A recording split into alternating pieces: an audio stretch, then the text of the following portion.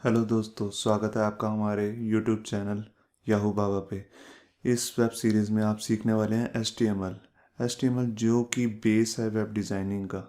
अगर आप as a web developer job करना चाहते हैं या डिज़ाइनर काम करना चाहते हैं तो आपको ये सीखना बहुत ज़्यादा ज़रूरी है।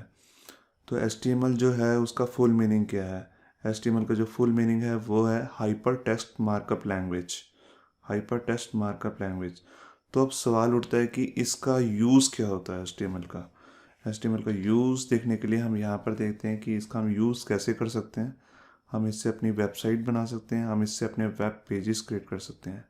अब वेब पेजेस क्या होते हैं? एक तो हमारे नॉर्मल बुक में पेजेस होते हैं, एक वेब पेजेस होते हैं। जैसे आपने कोई भी वेबसाइट देखी होगी, वेबसाइट में कुछ पेजेस होते हैं, जैसे अबाउट अस का पेज है, गैलरी का पेज है, कॉन्टैक्ट अस का पेज है।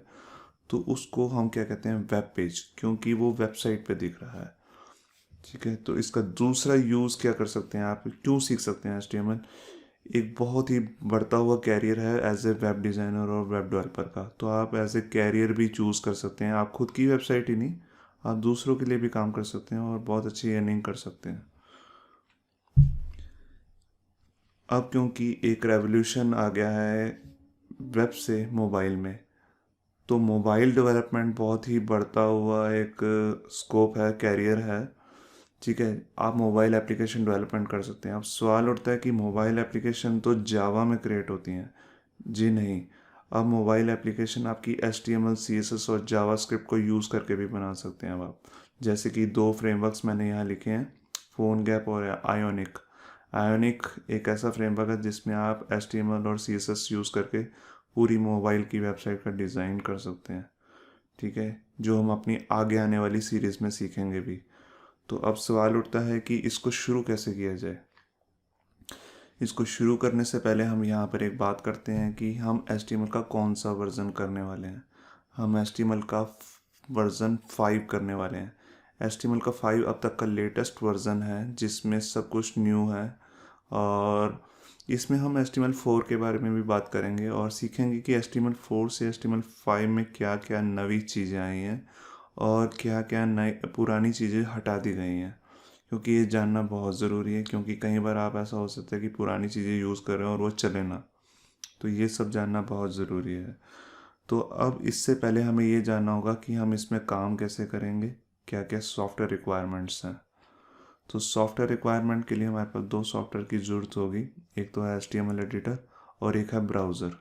HTML एडिटर जिसमें हम अपनी HTML का कोड करेंगे, और ब्राउज़र मतलब जैसे आपने सुना होगा, जब भी आप कोई वेबसाइट खोलते हैं तो आप एक ब्राउज़र का यूज़ करते हैं, जैसे इंटरनेट एक्सप्लोरर वगैरह वगैरह।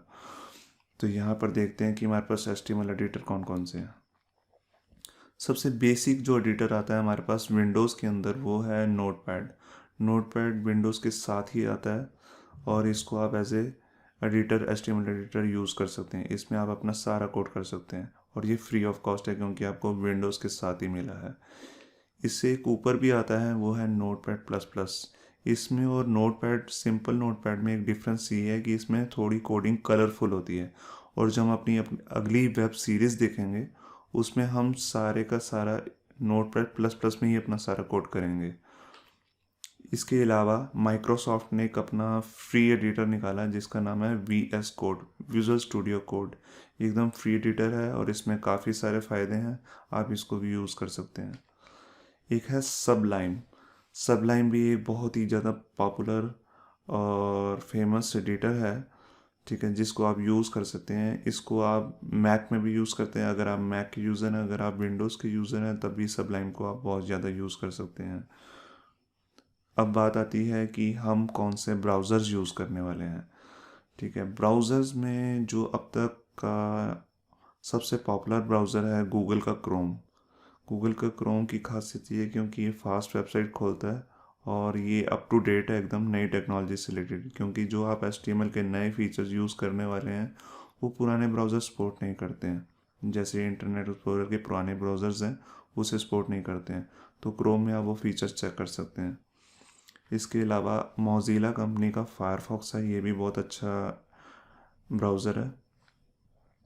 इसके अलावा जो बहुत ही पुराना आप सबको मालूम ही है विंडोज़ के साथ आता है, इंटरनेट एक्सप्लोरर। ये आप यूज़ कर सकते हैं।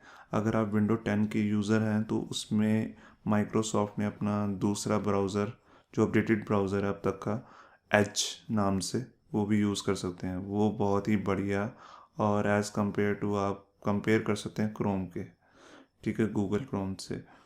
तो इतना बढ़िया उन्होंने ब्राउज़र निकाला है, आप उसे भी यूज़ कर सकते हैं। सफारी, अगर आप मैक के यूज़र हैं तो अगर आपको पता ही होगा कि जब हम मैक हमारे पास लैपटॉप में यूज़ करते हैं तो उसके अंदर हमारे पास बाय डिफ़ॉल्ट जो ब्राउज़र होता है वो होता है सफारी। सफारी उनका बाय डिफ़ॉल्ट ब्राउज़र, आप इसको विंडोज़ में भी यूज़ कर सकते हैं, मगर इसे लोग विंडोज़ में कम, मैक में ज़्यादा यूज़ करते हैं। ओपेरा, ओपेरा भी बहुत ज़्यादा पॉपुलर ब्राउज़र है। इसको लोग ज़्यादातर मोबाइल्स में ज़्यादा यूज़ करते हैं, वैसे भी यूज़ करते हैं विंडोज़ में भी और मैक में भी, मगर इसको मोबाइल में ज़्यादा यूज़ किया जा सकता है।